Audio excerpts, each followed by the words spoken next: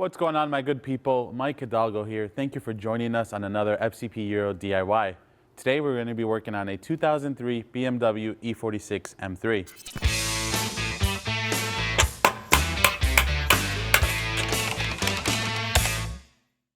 Today on the M3 behind me, we're going to be covering how to replace your headlight lenses and seals. This DIY is going to be applicable to all your E46 3 Series. We're specifically working on the M3 today. In this series, we will also be covering how to remove your corner lights. So if you're looking to replace your corner bulb or upgrade from an amber to a clear or a clear to an amber, we'll show you how to get that out as well. And we'll show you where the headlight bulbs are located should you need to replace them as well. But before we get started on this DIY, let's talk a little bit about why these two parts are important. Mainly visibility. As these cars age, they tend to yellow, and by they I mean the headlight lenses. They get a little baked from the sun, lowering the amount of light that passes through your lenses. So it's always important to make sure that they're clear as possible and that they are in good shape.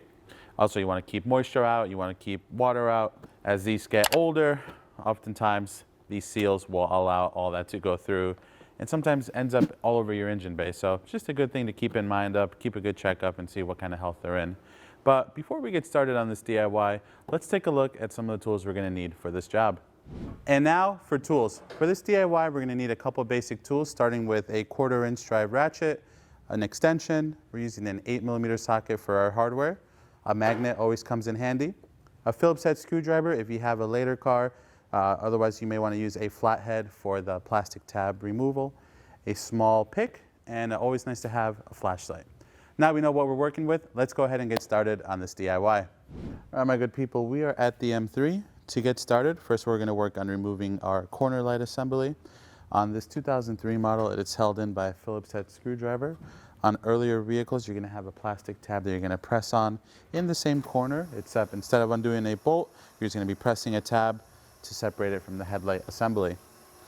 So we're going to take our Phillips head screwdriver and undo our Phillips head screw. With that free, now we can work on pulling out the corner light assembly. This is what that Phillips head screw that holds our corner light assembly looks like. And then we'll go ahead and disconnect our electrical connector from our plug housing. Now that we have that removed, we can work on getting our 4 8mm screws off. We have 2 up top. We have 1 in the rear of the headlight. And we have 1 in between the headlight and the radiator support. Using an 8mm socket with a couple extensions to get to the deep ones. And we have our 8mm in the back of the headlight, located in between the headlight and the secondary air pump to be exact. At this point, I would also recommend using a magnet tool to fish out this hardware as well as the other tight one, which we'll show you in a moment. Almost.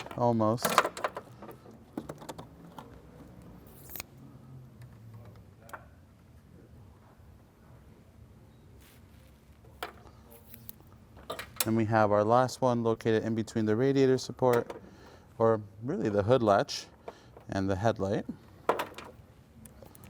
With the headlight hardware removed, now we have to work on getting the housing out just enough so that we can work on removing or separating the clip from the fender on this lower trim piece that comes out with the headlight. So we're going to wrestle it out a little bit so that we have a better chance at disconnecting this and then our electrical plugs behind the headlight. While you're doing a job like this, it never hurts to protect the bumper. We have some painter's tape down here with a mat just so that we can lessen our chance of scratching anything while we pull this headlight out. With our 4 8mm bolts removed, next we have to separate this lower trim piece from the fender.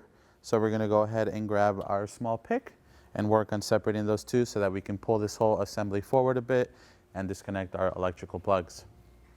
To separate these two, you want to grab a small pick or flathead and separate this middle tab from the fender. To do so, you're going to get behind it.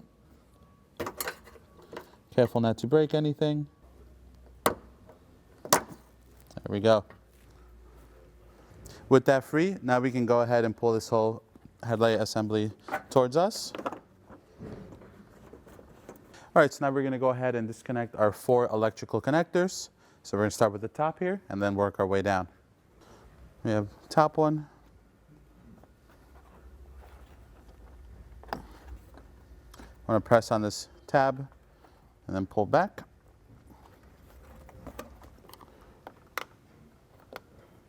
Use a small pick just to help the plug off.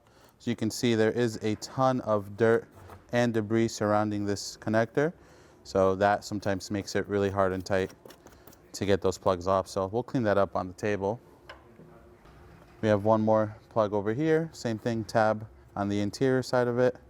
Push and pull.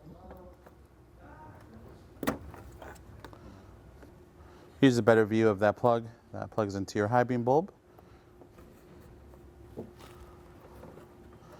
And we have one more here. Same thing, push and pull. And one more, push and pull. With that unplugged, now we can go ahead and remove our headlight assembly, head over to the workbench, and work on getting our parts off. All right, to get started, the headlight on the workbench, we're gonna work on removing our lower beauty trim first. So you have a tab on the end, a couple tabs in the middle, another tab on the end. Using our fingers, we'll push in and just start working it out gently. Lift up on these two bottom ones. And we have one more on the end here that we're going to push down on. And gently work it out. It's going to look something like that. On vehicles equipped with the headlight washer system, it's going to be a little bit more tricky. You're going to have an extra cap that you have to separate from the nozzle or the sprayer, but otherwise the idea is going to be the same. You want to make sure your weather stripping still stays on here as well. So we'll go ahead and set this to the side. Now the next step is going to be removing our weather stripping seal.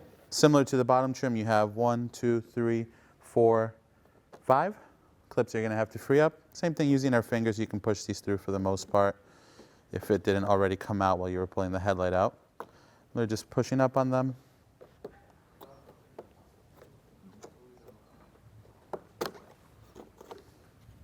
And there we go.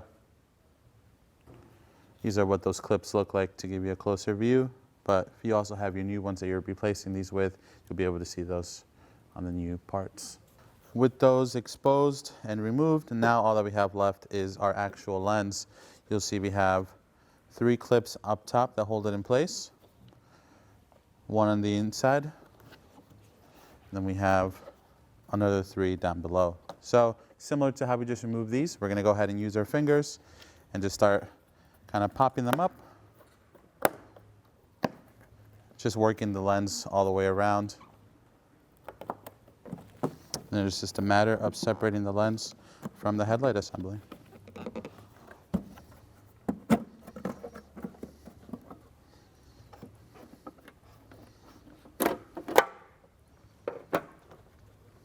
There we go.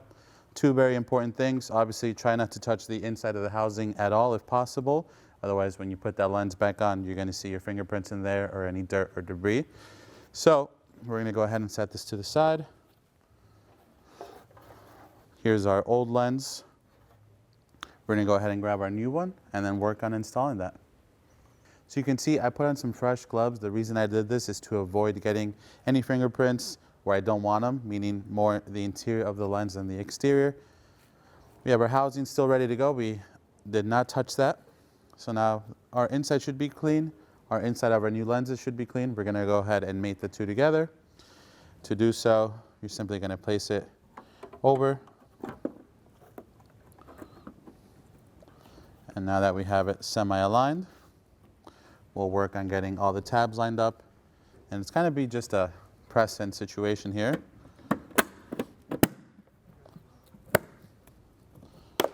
And you're going to want to work your way around.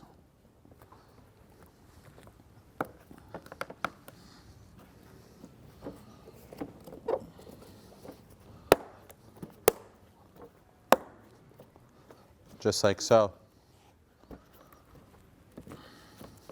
Doesn't hurt to keep going around and just make sure that all the tabs are properly on there. Obviously the goal is to avoid getting any water into your nice new shiny headlights.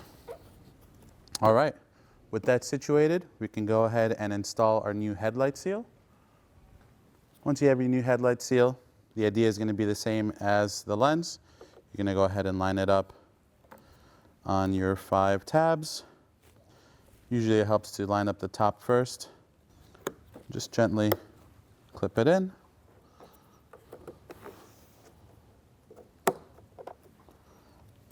Nice and easy. Now we'll flip over our headlight and we can reinstall our beauty trim. This one's mainly just a matter of lining up the ends. There's one. There's two. And these back ones are just along for the ride. Now at this point we have a fully assembled headlight ready to go back in. At this point it would be a good time to check your covers, make sure these are all situated still, nothing moved. If you wanted to replace any bulbs, now would be the ideal time to do so. You have your high beam and your low beam. This vehicle is equipped with xenon bulbs. We're going to go ahead and leave everything as it is, but it's a good time to take that opportunity or refresh them in case they are original and starting to show some age. Now that we have everything situated, let's head back to the car and work on getting this headlight installed. All right, my good people, back at the M3, we're going to go ahead and start by connecting our electrical connectors in the reverse order of how we remove them. And they're all different shapes, so there's really no real reason why you should get these mixed up.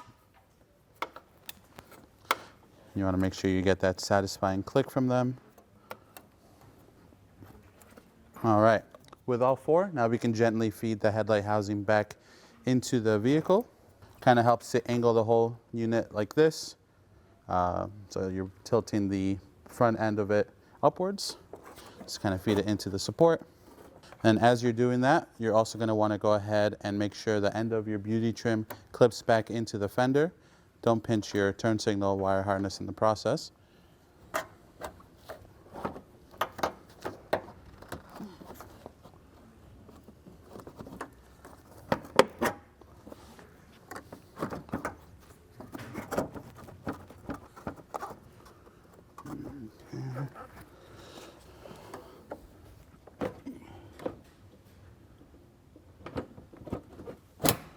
Just like that. There is one channel at the bottom of the headlight which kind of feeds itself into the whole support here. You can't miss it. But at that point, everything is nice and clipped up.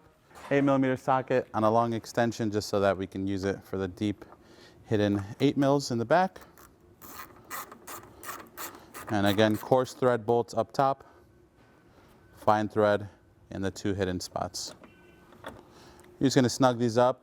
If you were to torque these, no more than 7 Newton meters. They're just going into some small metal body clips. They just need to be snugged. For the hidden one in between the radiator support and the headlight, I like to use a magnet tool to feed it in. And then I give it a couple turns just to catch a couple threads, and then we can pull it off and continue with the ratchet. I'm going to do the same thing with the one in the rear. My hands are too big to fit in there comfortably.